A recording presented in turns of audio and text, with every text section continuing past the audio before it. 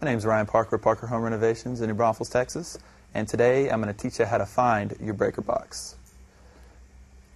If your lights go out in the house and you need to find the breaker box, the first thing you need to know is that they usually put these in inconspicuous areas. They usually want to put it in a closet, a garage, a basement, or somewhere like that, somewhere out of the way, because you don't want to look at them every day. So what you want to do is you want to go through your closets, go to the garage, look around, see if you find a metal panel on the wall, and if you do, that is your breaker box. Now, if you can't find it anywhere and you're not sure where else to look, you can actually ask a neighbor where theirs is to give you ideas, or you can call your contractor and ask them where they put it.